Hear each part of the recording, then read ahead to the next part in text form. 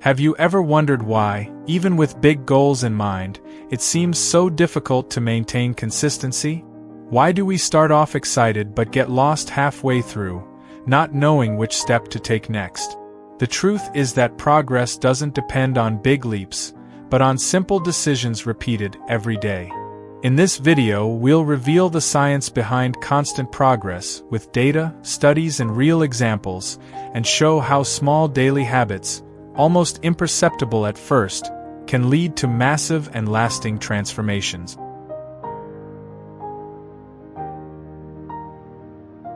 If you've read books like Atomic Habits or Deep Work, you'll know that the key is not to do more, but to do it better and consistently.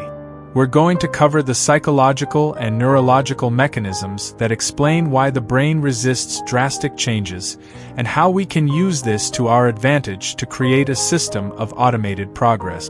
Stay until the end, because you'll understand exactly how to take the first step and, more importantly, how to ensure that it leads to the second, the third, and a new reality. Have you ever felt paralyzed by a goal that was too big? Like you know exactly where you want to go, but have no idea how to get there? It's frustrating.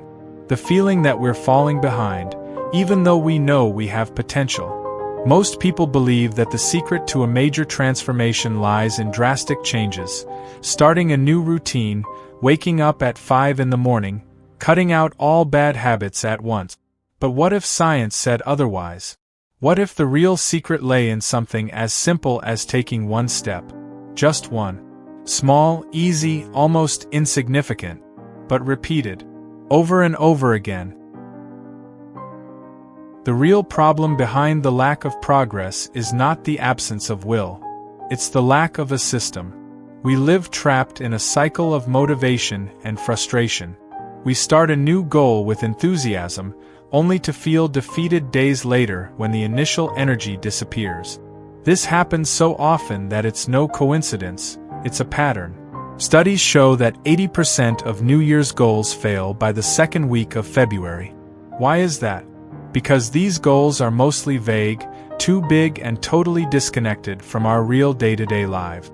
The human brain resists sudden changes, and the bigger the goal, the more paralyzing it becomes. The answer doesn't lie in wanting more. It lies in understanding how our brain works and how we can work with it, not against it. Behavioral science shows us that lasting progress comes from small, well-designed, and consistent habit. James Clear, in his book Atomic Habits, talks about the power of improving 1% a day. B.J. Fogg, a Stanford researcher, goes even further by stating that small changes are more sustainable because they don't trigger the brain's defenses. Our brain's reward system is sensitive to immediate pleasure. That's why trying to run 5 kilometers without ever having trained before is almost a sentence of failure. Instead, starting with a short walk or just putting your sneakers on at the same time every day is the kind of habit that the brain accepts and, over time, automates. This is how new neural circuits are formed, by repetition, not intensity. A study by University College London showed that it takes an average of 66 days to form a habit, not 21, as many people say. That's because habit is identity, and identity is something that is built, not decided. Want to see how this works in practice? Imagine a person who wants to change their lives, but doesn't have the time, energy, or motivation. They decide to start by reading for 2 minutes a day. Just 2. So little that it seems pointless. But she repeats this habit for weeks. One day, without realizing it, she's already reading for 20 minutes, then an hour. What began as a small ritual has become part of her identity. I'm a person who reads every day. Now think of a plane taking off from New York to Los Angeles. If the route is adjusted by just 1 degree to the south, it will no longer arrive in California. It will end up in Mexico. 1 degree.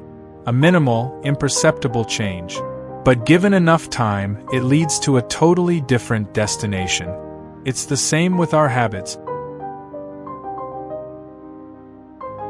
And that's where many people go wrong. They focus only on the goal when the focus should be on the system.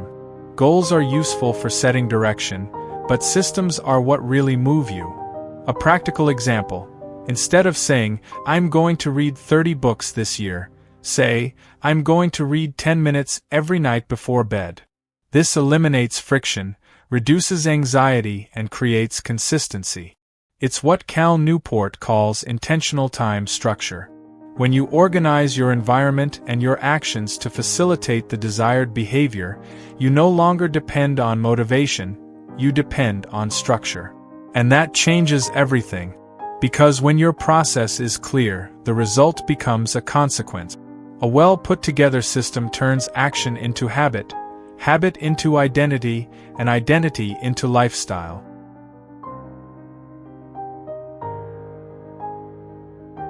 So how do you create your first micro-habit? Start small. Very small. Something you can do in 2 minutes or less. And link this habit to an action that is already part of your day.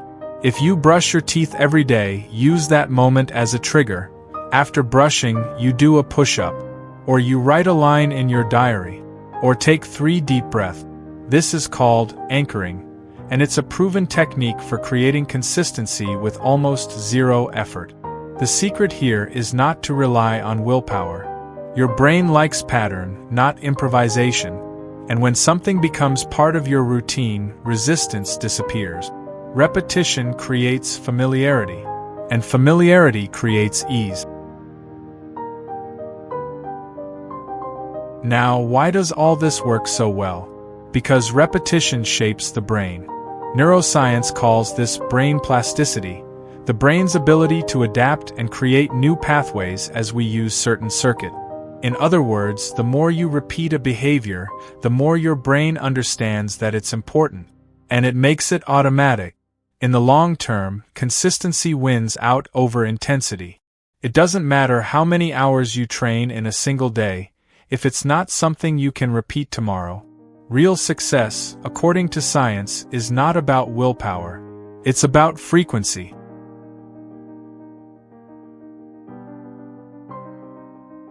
So now, think, what's the smallest step you can take today? Something so simple that you don't even need to convince yourself to do it. An action that you can repeat tomorrow and the day after and again. Because it's not about changing your whole life now. It's about starting a movement. It's about creating momentum, and allowing that momentum to turn into real transformation over time. You don't need a perfect plan. You just require one possible step.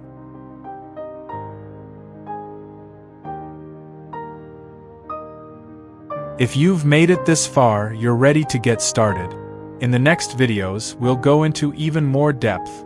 How to keep a system going even on difficult days, how to track your habits effectively, and how to use science to your advantage to become exactly who you want to be. But for today, I want you to close this video with one question in mind. What's the first step you're going to take? Write it down in the comments. Let's build a new path together, one step at a time.